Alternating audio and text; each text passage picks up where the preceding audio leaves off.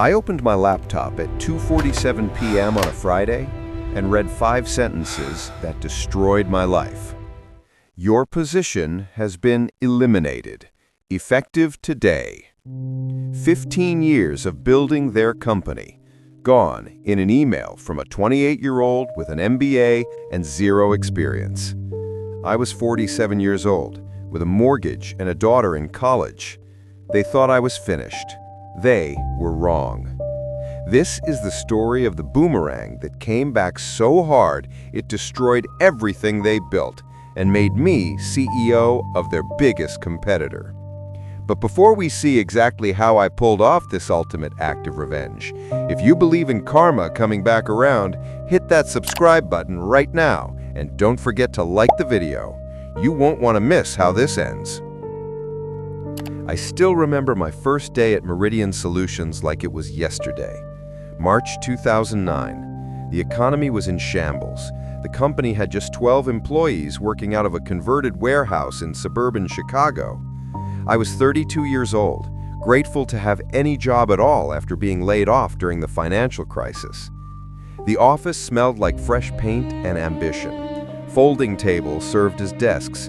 The coffee maker was a $20 Mr. Coffee from Target.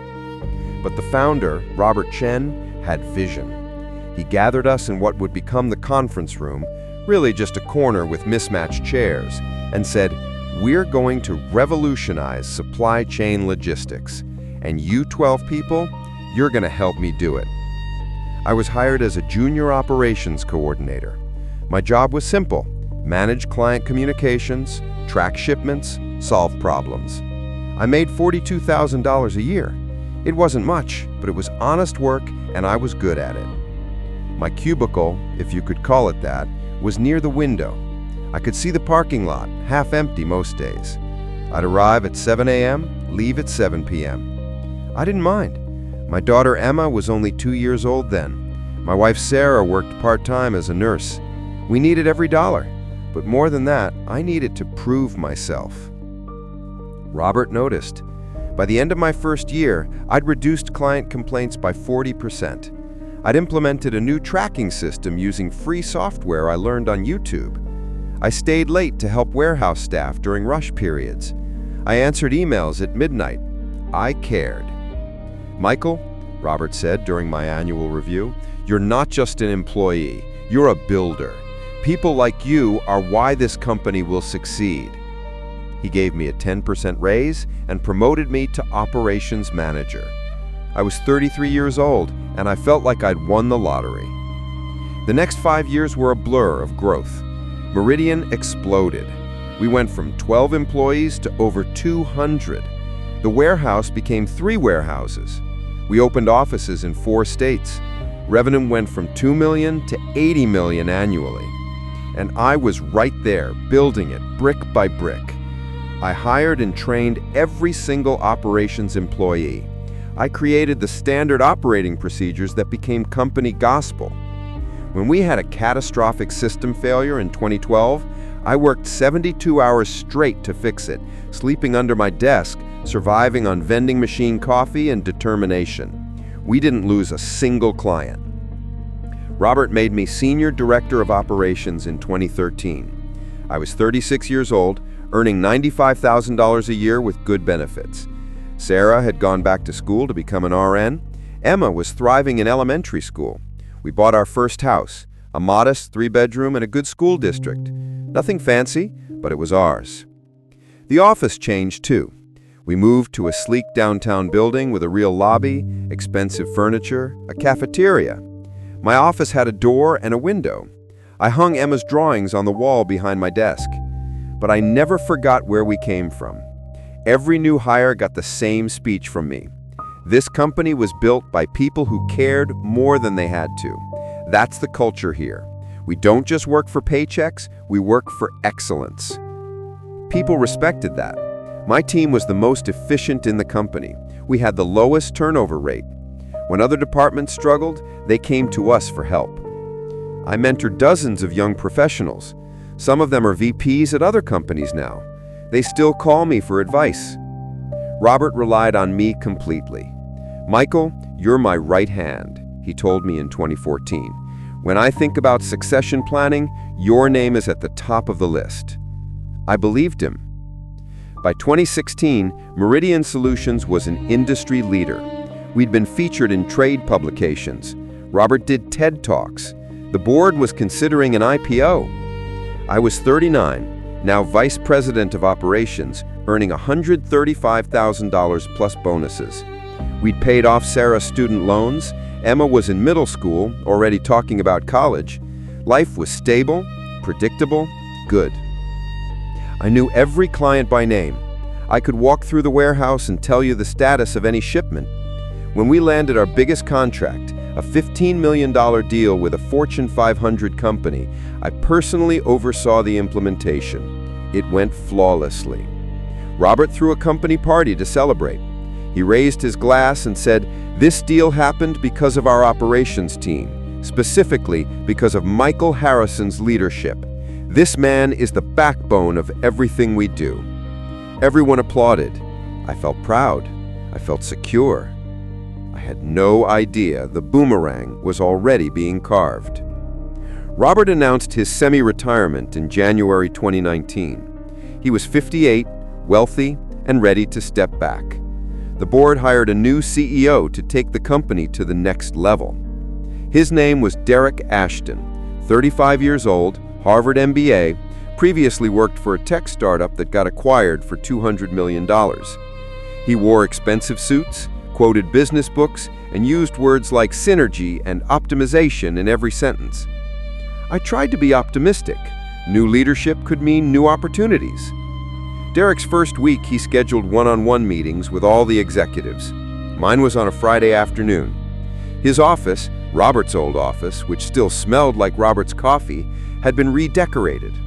Modern art on the walls, a standing desk, everything was white and chrome.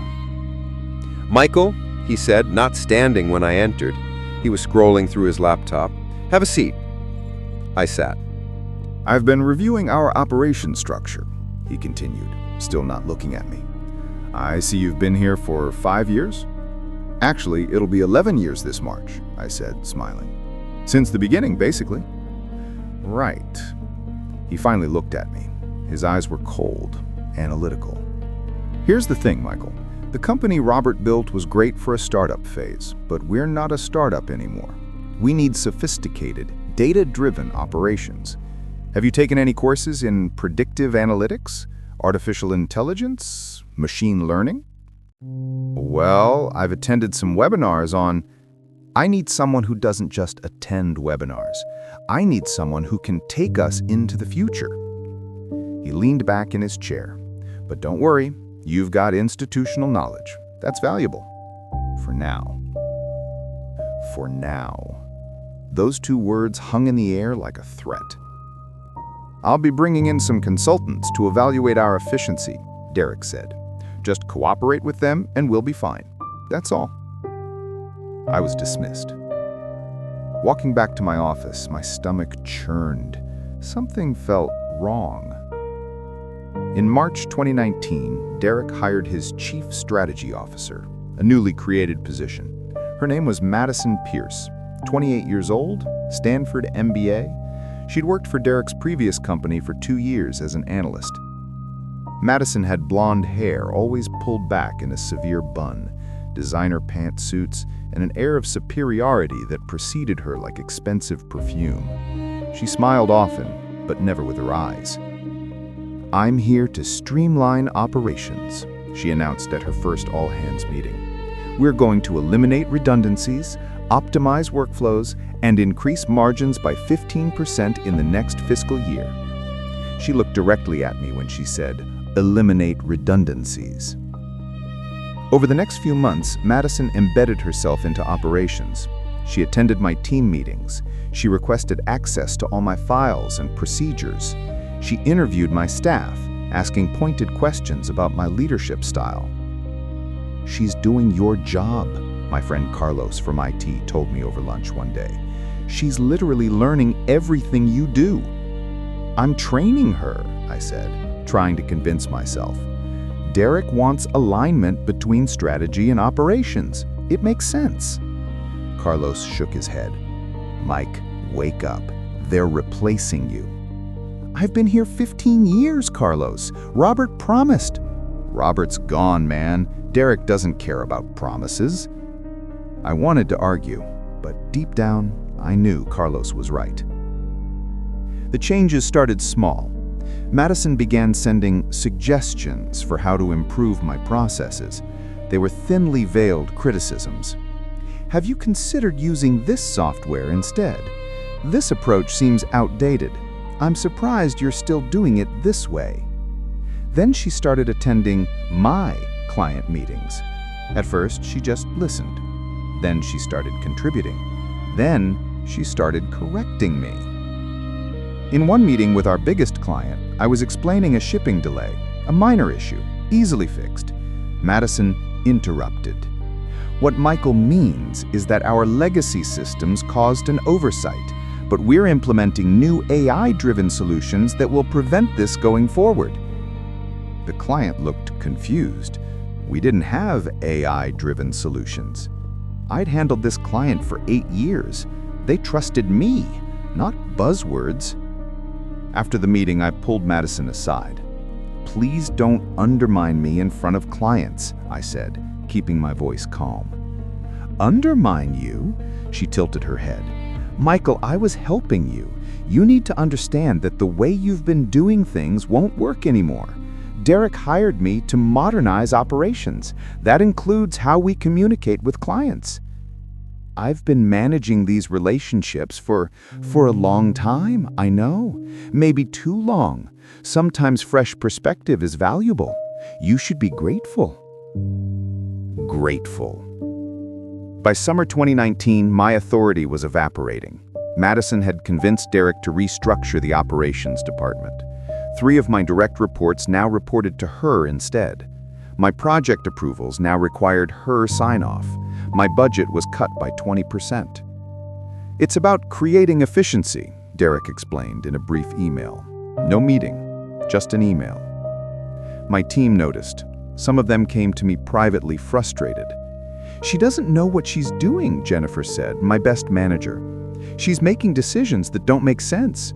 Yesterday, she told the warehouse to implement a new sorting system she read about in a Harvard Business Review article. Mike, it won't work with our layout. You and I designed our current system specifically for our space. Did you tell her that? I tried. She said I was being resistant to change. She said people who can't adapt shouldn't be in leadership. Jennifer quit 2 weeks later. She was the first. Over the next 6 months, 8 more of my team members left. These were people I'd hired and trained, people I'd mentored, people who were loyal to me, not to Madison's MBA theories. Exit interviews revealed a common theme. The culture has changed. It's not about excellence anymore. It's about optics and politics. Derek and Madison didn't care. They hired younger, cheaper replacements, recent graduates who didn't question Madison's authority. December 2019, the company holiday party. It was held at an expensive downtown hotel. Open bar, catered dinner. Derek gave a speech about our incredible year and the exciting future ahead. He thanked Madison specifically for her transformational leadership. He didn't mention me once. I stood at the bar with Carlos, nursing a whiskey I didn't really want. You should start looking, Carlos said quietly. I've seen this movie before, Mike. It doesn't end well. I'm 43 years old with a kid in high school. I'm not starting over. Better to start over on your terms than theirs. I looked across the room. Madison was laughing with Derek and the board members. She caught my eye and raised her glass slightly. A mock toast, a victory gesture. I should have started looking that night. I didn't. When COVID-19 hit in March 2020, everything changed overnight. Supply chains collapsed, clients panicked, employees worked from home, crisis mode. This should have been my moment. I'd spent 15 years managing crises. I knew our systems inside and out. I knew which suppliers were reliable, which routes were flexible, which employees could handle pressure. I worked around the clock. We didn't lose a single major client during the pandemic. While competitors crumbled, Meridian adapted. I coordinated everything: warehouse safety protocols, remote work systems, supply chain alternatives. Derek sent a company-wide email in May. Thanks to our operations team's quick thinking, we're not just surviving, we're thriving. I thought, maybe, just maybe, I'd proven my value again. I was wrong. July 2020. Derek called a senior leadership meeting via Zoom. Everyone was there, except Robert, who had fully retired to Arizona. "I have exciting news," Derek began, his face too large on my laptop screen. "The board has approved a significant restructuring to position us for our next phase of growth. Madison has developed a comprehensive plan that will revolutionize our operations." Madison's face appeared in a second window. She was screen sharing a PowerPoint. As you can see, she clicked through slides filled with corporate jargon and meaningless graphs. "We're moving to an integrated strategy operations model. This eliminates silos and creates synergy." The slides continued. My throat tightened as I realized what I was seeing. My position, VP of Operations, was being eliminated. Madison's new title would be Chief Operations Strategy Officer. She would oversee everything I currently did, plus more. My entire department would report to her. "What about Michael?" someone asked. I didn't see who. The question hung in the digital air. "Michael will transition to a senior operations consultant role. We value his institutional knowledge, and this allows him to focus on special projects while Madison handles day-to-day operations." A consultant role, a made-up position, a quiet demotion. "When does this take effect?" I managed to ask. "August 1st, 2 weeks. We'll send the formal documentation tomorrow." The meeting ended. I sat in my home office, Emma's old playroom, now converted to a workspace, staring at my blank screen. 15 years. And this is how it ends. Not even a private conversation, a Zoom call with 20 people. The next 2 weeks were torture. The documentation arrived. My new role included a 30% pay cut and loss of benefits. No more office, I'd work remotely. No more direct reports. No more decision-making authority. I'd prepare reports and analyze data for Madison's review. I'd essentially be doing entry-level work for $70,000 a year. "You should quit," Sarah said when I showed her the paperwork. "This is insulting." "We need the income. Emma's starting college in January. We have the mortgage. Your hospital cut hours during COVID. I can't just quit." "Michael, they're counting on that. They want you to quit so they don't have to pay severance." She was right. But what choice did I have? I accepted the new role. I swallowed my pride and signed the papers. August 1st, 2020, my office was reassigned to Madison. I was told to pack my belongings and work from home permanently. When I arrived to collect my things, Madison was already moving in. "Oh, don't worry about those," she said, gesturing to Emma's drawings still on the wall. "I'll have someone throw them out." Not take them down, throw them out.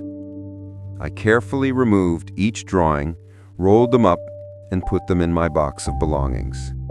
15 years of my life fit into 2 cardboard boxes.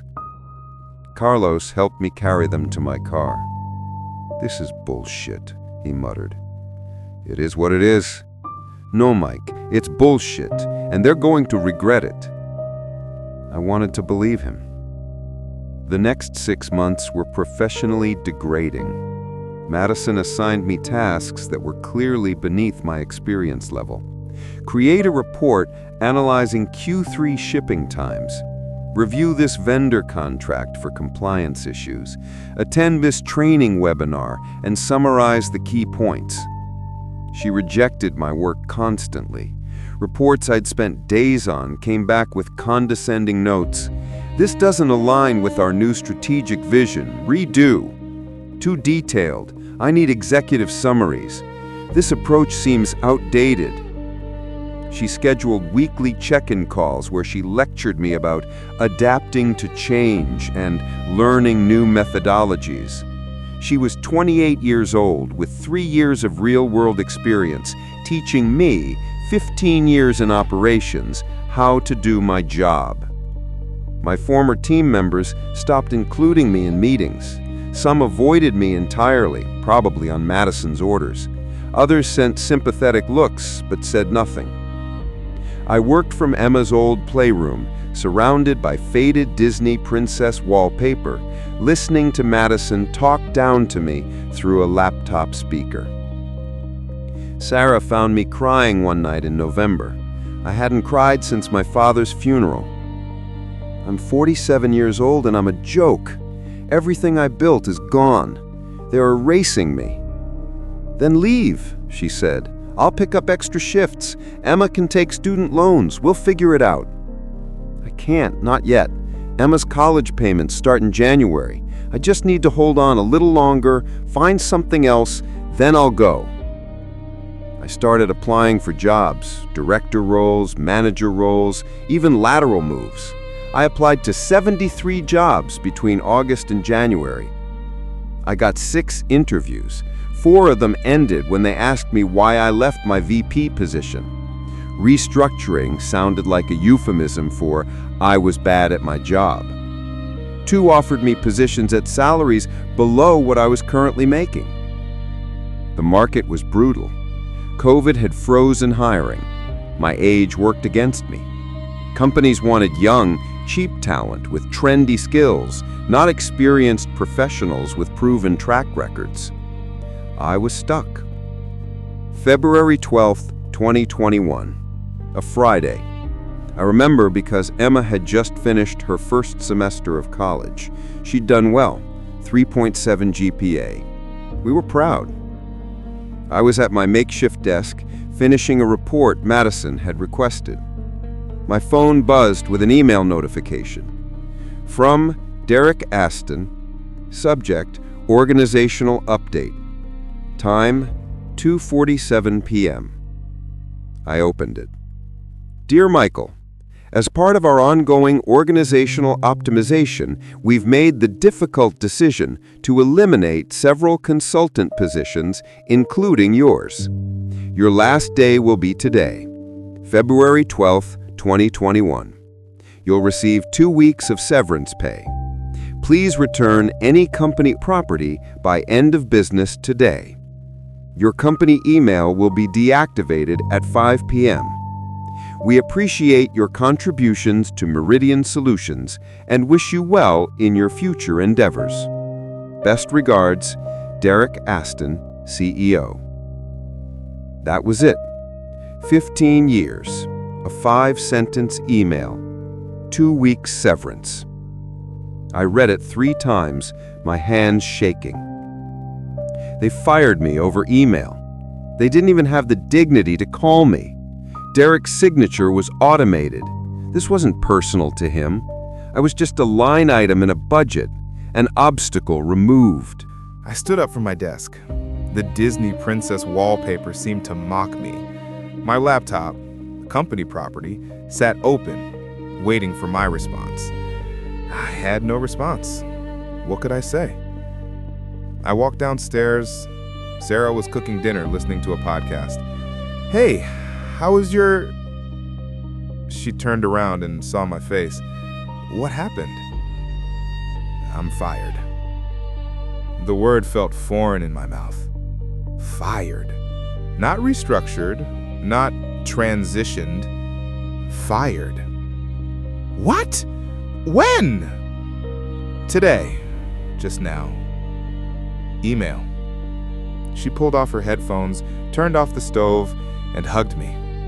I stood there, numb, unable to process what had just happened. That night, I read the email to Emma over FaceTime. She was back at her dorm.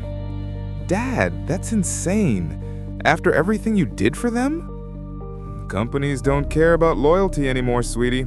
I learned that the hard way. What are you gonna do? Find something else. I'll be fine. I wasn't sure I believed that.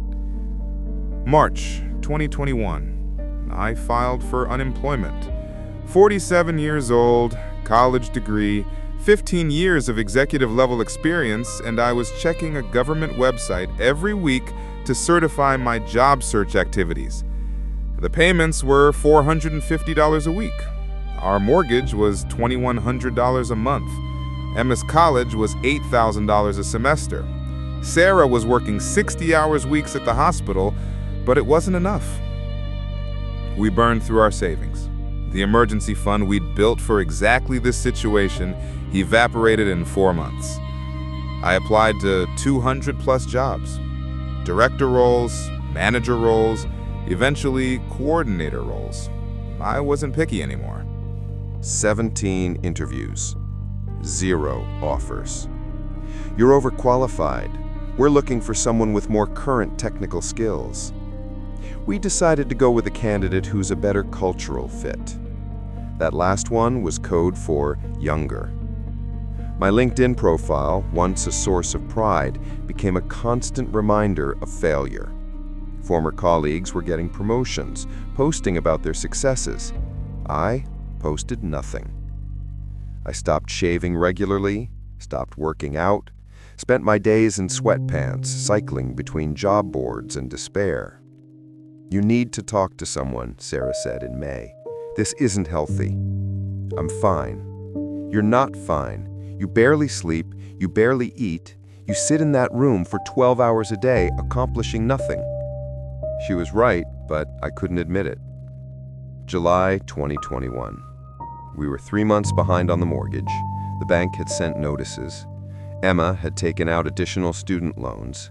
Sarah had picked up extra shifts to the point of exhaustion. I was the problem, the failure, the anchor dragging everyone down. One night, I sat in my car in the garage with the engine off, staring at nothing. What would happen if I just didn't exist anymore? The life insurance would pay off the mortgage. Emma and Sarah would be better off without me. I sat there for an hour, running the numbers in my head. The coldness of it terrified me. My phone buzzed. A text from Emma. Love you, Dad. Can't wait to see you next week during break. I looked at those words for a long time. Then I went inside, crawled into bed next to Sarah, and cried silently into my pillow. The next morning, I called my old friend Carlos. I need help, I said. I don't know what to do. Come over, he said immediately, now. Carlos lived 20 minutes away. I drove there in a daze, still wearing yesterday's clothes. He opened the door, took one look at me, and pulled me into a hug. Jesus, Mike, you look like hell. We sat in his kitchen. He made coffee. I didn't drink. I'm done, I told him. 15 years, and I'm done. No one wants to hire me. I'm too old, too expensive, too obsolete. That's what they want you to think. It's the truth.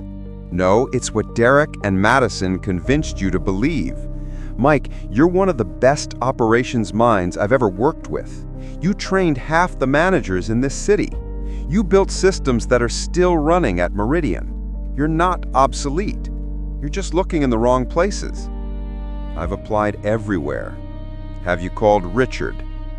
Richard Thompson. I trained him 10 years ago when he was a junior analyst. Now he was COO at Summit Logistics, one of Meridian's main competitors. I can't ask him for a job. That's desperate. It's networking. That's how jobs actually get filled. Not through applications, through people. Carlos grabbed his phone. I'm calling him right now. Carlos, don't... Too late. He was already dialing. Richard, it's Carlos Martinez from Meridian. Yeah, I'm good. Listen, I've got someone you need to talk to. Michael Harrison. He's available. Yeah, that Michael. I know, it was their loss. Can you meet him? Tomorrow? Perfect. I'll have him call you. He hung up and looked at me. Tomorrow, 10 a.m. Phone call. Don't blow this. September 1st, 2021. I shaved, put on a suit for the first time in months, sat at my desk, no longer a playroom but a war room, and called Richard Thompson at exactly 10 a.m. Michael, how the hell are you? We talked for 90 minutes. He asked about my time at Meridian, but he already knew what had happened. Industry gossip travels fast. Derek Ashton is an idiot, Richard said bluntly. Everyone knows it. Madison Pierce is all theory, zero execution. They're going to crash that company into the ground, and frankly, I'm here for it. I appreciate the sentiment, but I'm more interested in moving forward than revenge. What if you could do both? He explained, Summit Logistics was expanding aggressively. They'd won several major contracts, including 2 of Meridian's former clients who jumped ship after service quality declined. They needed someone who understood complex operations at scale. I need a VP of Operations Excellence, someone who can build systems, lead teams, and fix problems before they become crises. Sound familiar? What's the catch?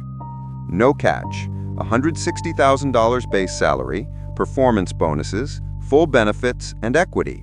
You'd start October 1st. I need an answer by Friday. I couldn't speak for a moment. Mike, you there? I'm here. Richard, why me? After everything that happened, why take the risk? Because you trained me to think like a leader when everyone else treated me like a spreadsheet. Because you're the best operations mind I've ever worked with. And because Derek Ashton is a moron who threw away his best asset. That's my gain. I accepted before he could change his mind. October 1st, 2021. My first day at Summit Logistics. The office was smaller than Meridian's, less flashy, but the energy was different. People smiled. They collaborated. The CEO walked around talking to employees, not issuing edicts from above. Richard introduced me to the team. This is Michael Harrison. Some of you might know his work from Meridian. He's here to take us to the next level. No one questioned my age. No one treated me like a relic. They were eager to learn. I dove in immediately. Summit's operations were good, but inefficient. Within 3 months, I identified bottlenecks, implemented new systems, and improved delivery times by 18%. I hired 3 former Meridian employees who'd quit under Madison's reign. They were thrilled to work together again. We started winning contracts, big ones. Companies who were tired of Meridian's declining service quality came to us. I didn't poach clients. I didn't have to. They found us because word spreads in the industry.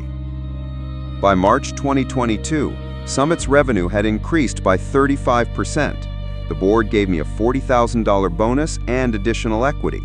We paid off our mortgage arrears, Emma's tuition was covered, Sarah cut back her hours to something sustainable. I felt alive again. But the best part? The boomerang was spinning faster than I realized.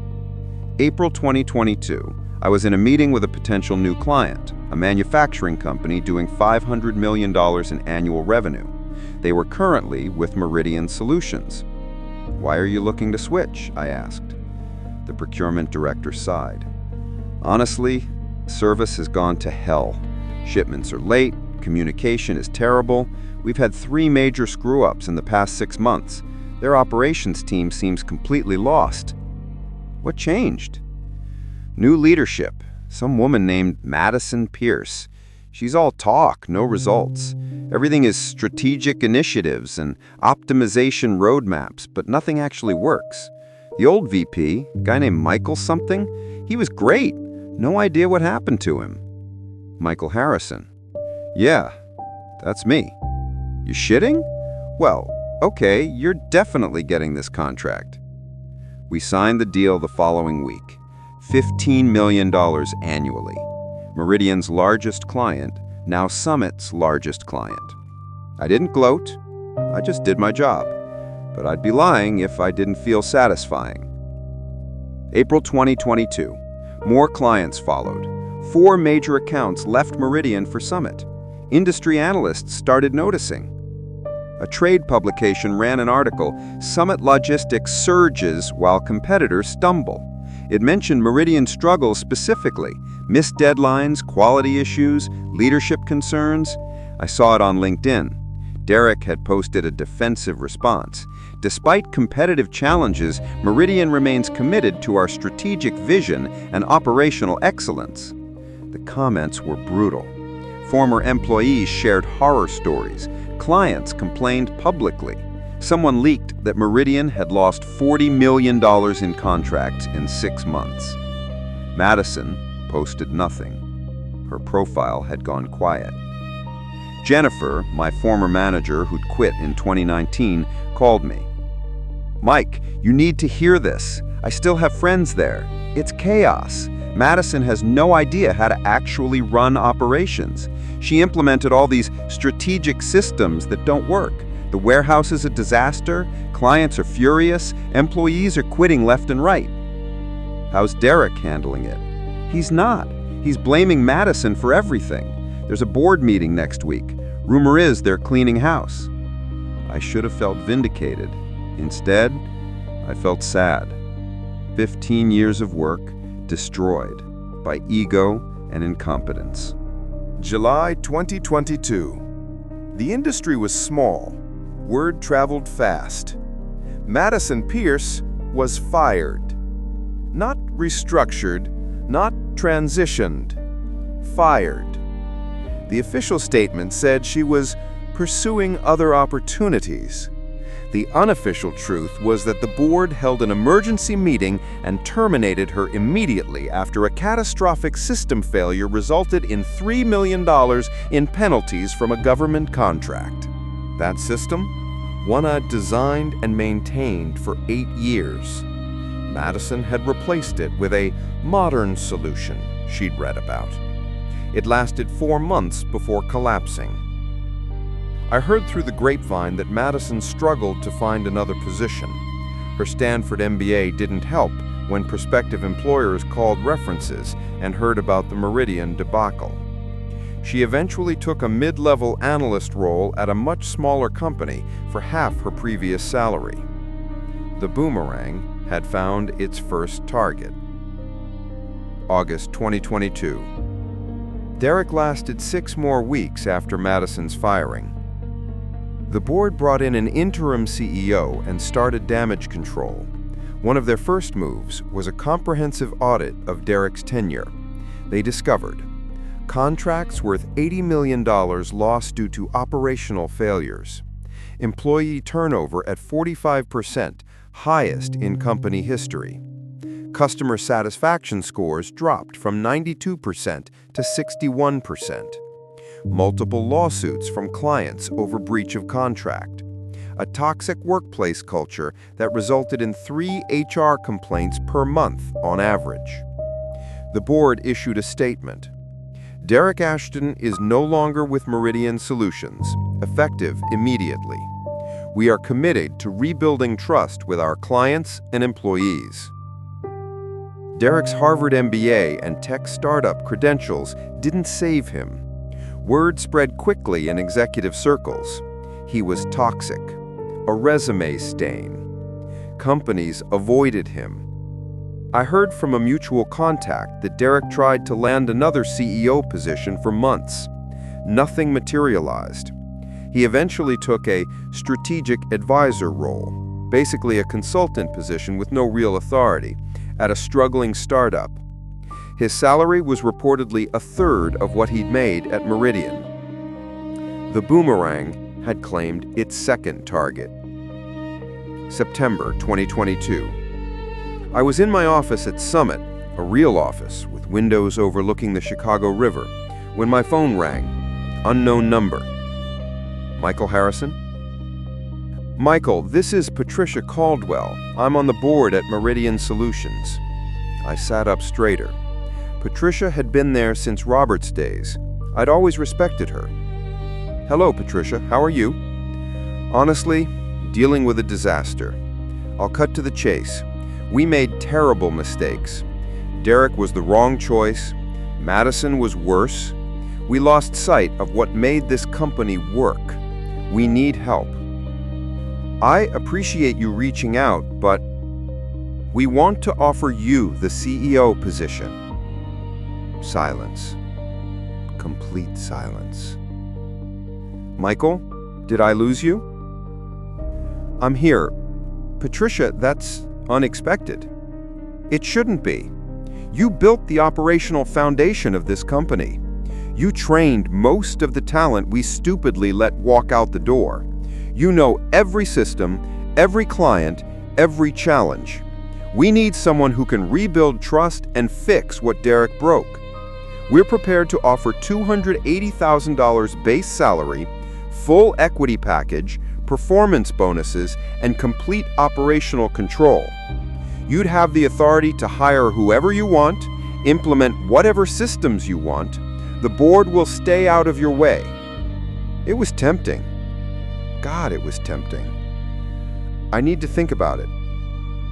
Take the weekend. But Michael, we don't have much time. We're hemorrhaging clients and talent. Another quarter like this, and there might not be a company left to save. I hung up and stared out the window. Sarah found me there an hour later. You okay? You look like you've seen a ghost. I told her about the offer. She listened quietly. What do you want to do? She asked. I don't know. Part of me wants to go back and prove I was right all along, show them what they threw away. And the other part? The other part remembers how they treated me, how they made me feel worthless, how I sat in our garage contemplating whether my family would be better off without me. Sarah took my hand. You don't owe them anything, Michael. Not forgiveness, not a rescue mission, nothing. But nothing. You rebuilt yourself, you found a company that values you, you're happy again. Don't give them the power to take that away a second time. She was right. She was always right. That weekend, I called Richard Thompson. I got an offer from Meridian, I said. CEO position. I know. Patricia called me for a reference. What are you going to do? I wanted to ask your advice first. My advice? Stay here. We're building something great. You're a huge part of that. But Mike, this is your decision. I'll support whatever you choose. I called Patricia Monday morning. I thank you for the generous offer, I said, but I'm going to decline. Can I ask why? Because I'm happy where I am. Because Summit values loyalty, and I value that in return. And because Meridian made its choice when it fired me over email, I've made mine. She was quiet for a moment. I understand. For what it's worth, I'm sorry for what happened to you. You deserved better. Yes, I did. Good luck, Patricia. I genuinely hope you find the right person. I hung up and felt a weight lift from my shoulders. I didn't need their validation anymore. I'd found my own path.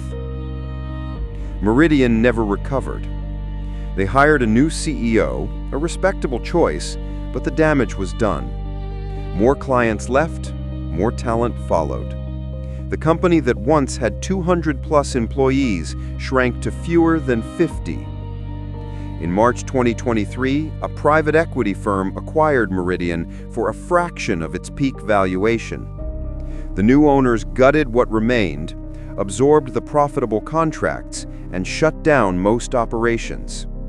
The Meridian Solutions name disappeared entirely by June 2023. 15 years of building, destroyed in less than 3 years by bad leadership. Meanwhile, Summit thrived. We absorbed 5 more former Meridian clients. Our revenue doubled. The company expanded to new markets. I hired 10 more people, including 3 more former Meridian employees who were thrilled to escape the sinking ship. Richard promoted me to Chief Operating Officer with a significant raise and expanded equity. I was now part owner of a rapidly growing company. In December 2022, Summit was named Logistics Company of the Year by the industry's leading trade association. I accepted the award on behalf of our team. Standing on that stage, I thought about February 2021, about that termination email, about sitting in my garage broken and hopeless. The Boomerang had completed its arc. February 2023, almost exactly 2 years since that termination email. I was at an industry conference in downtown Chicago, one of those massive hotel events with thousands of attendees. Summit had a booth showcasing our services. I was talking to a potential client when I saw him. Derek Ashton. He looked different, older. The expensive suit was gone, replaced by business casual that had seen better days. He was alone, holding a coffee, standing at the edge of the expo hall looking lost. Our eyes met. He recognized me. For a moment, I saw something in his expression. Shame, maybe regret. He started walking toward me. My first instinct was to walk away. Instead, I stayed. "Michael," he said quietly, "can we talk?" I excused myself from my conversation and stepped aside with him. "I'm sorry," Derek said. The words came out like he'd been holding them for months. "For everything. For firing you. For how I treated you. You were right about operations, about culture, about everything. I was arrogant and stupid, and I destroyed something great." I looked at this man who once had so much power over my life. Now he just looked tired. "I appreciate you saying that," I said. Derek, you didn't destroy something great. You destroyed what I built. There's a difference." "I know. I see that now." He gestured around the conference hall. "I heard about Summit, about your success. You rebuilt what I tore down. I'm glad you landed on your feet. I did more than land on my feet. I'm thriving. I'm happy. I'm valued. Things you couldn't give me when it mattered." He nodded, accepting the rebuke. "What you did, taking what I destroyed and building something better, that's success. Real success. I never understood that." No, you didn't. You understood spreadsheets and buzzwords and impressing board members, but you never understood people. "I'm sorry," he said again. "I know you are. But Derek, your apology doesn't change what happened. It doesn't erase the pain, the fear, the nights I couldn't sleep wondering how I'd support my family. It doesn't undo the damage." "I know. I needed you to know that I regret it." "Okay, now you've told me. I hope you learn from this. I hope your next team gets a better version of you." I started to walk away. "Michael?" I turned back. "The Boomerang thing, people are saying it in the industry, that what happened to you came back around to me and Madison. Is that how you see it?" I thought about it for a moment. "I see it as consequences, Derek. You made choices. Those choices had results. That's not karma. That's not revenge. That's just reality. Actions have consequences. You threw something and it came back. That's physics. I walked back to the Summit booth, leaving Derek standing there alone in the middle of the busy conference hall. I didn't feel angry. I didn't feel vindictive. I just felt free. March 2023. 14 years to the month since I first walked into Meridian Solutions as a desperate 32-year-old grateful for any job. Summit Logistics held a company-wide meeting. Richard announced that he'd be transitioning to an advisory role. He was ready to step back and spend more time with his family. Which means, Richard said, smiling at me across the conference room, we need a new CEO. The board has unanimously voted. Michael, the job is yours if you want it. The room erupted in applause. People I'd hired and mentored stood and clapped. Some of them I'd worked with for years. Some were new. All of them believed in the culture we'd built together. I accept, I said simply. That afternoon, I called Emma at college. Dad, that's amazing. I'm so proud of you. Thanks, sweetheart. You know what's crazy? 4 years ago, I was sitting in your old bedroom, jobless and terrified. Now I'm CEO of a company doing $200 million in annual revenue. It's not crazy, Dad. You earned it. You never gave up. There were moments I wanted to, but you didn't. That's what matters. I hired a communications firm to help craft my first message as CEO. They wanted something polished and corporate. I rejected their draft and wrote my own. To the Summit Logistics family. When I joined this company 2 years ago, I was broken. Not just professionally, but personally. I'd spent 15 years building something great, only to watch it be destroyed by people who valued optics over excellence, buzzwords over people. But here's what I learned. You can't destroy what truly matters. Systems can be rebuilt, processes can be improved, but culture, real culture, built on respect, excellence, and humanity, that's indestructible. Because it lives in people, not PowerPoint slides. This company gave me a second chance when I needed it most. Now, as CEO, I'm committing to you that we will never lose sight of what makes us special. We value people. We reward loyalty. We promote from within.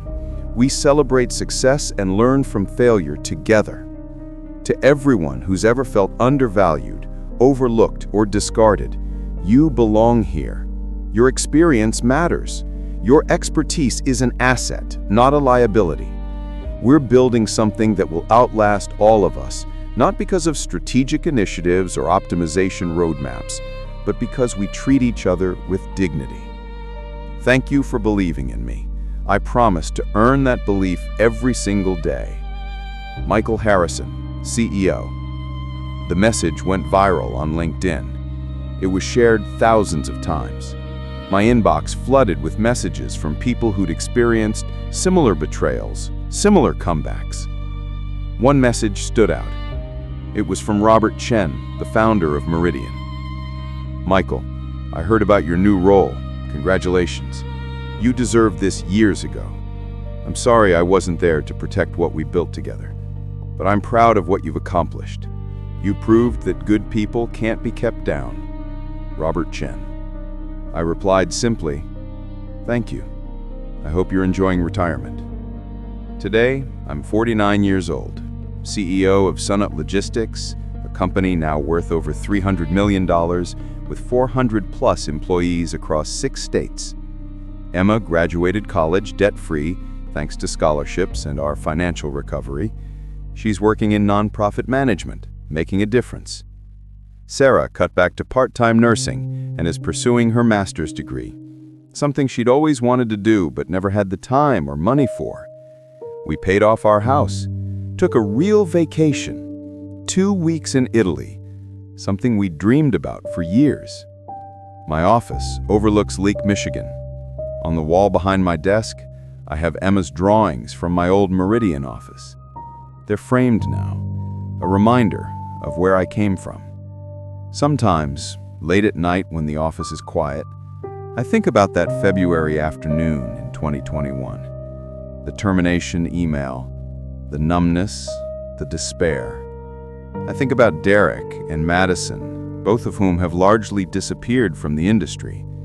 Their names are cautionary tales now, examples of what happens when you prioritize ego over excellence. I think about the boomerang metaphor, how accurate it turned out to be. But mostly, I think about the lesson in all of this. Life doesn't punish bad people and reward good people like some cosmic justice system. The universe doesn't keep score. What happens is simpler and more profound. Actions have consequences.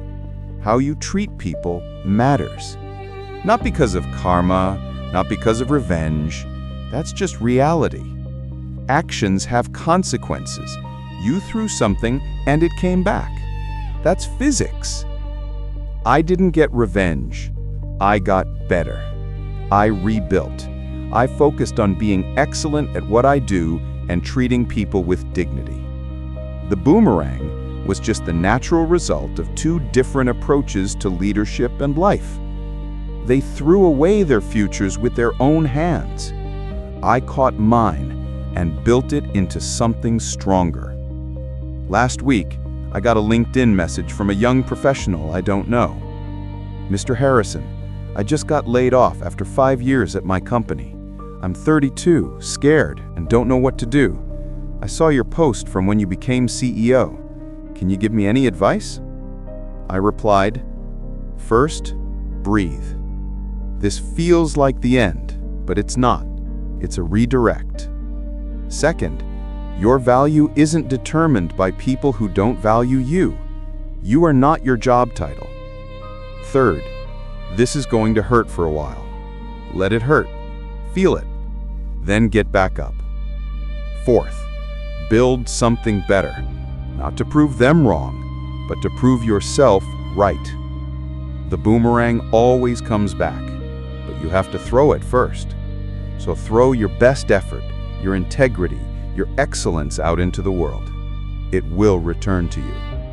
It might take 2 years, it might take 20, but it will return. I promise.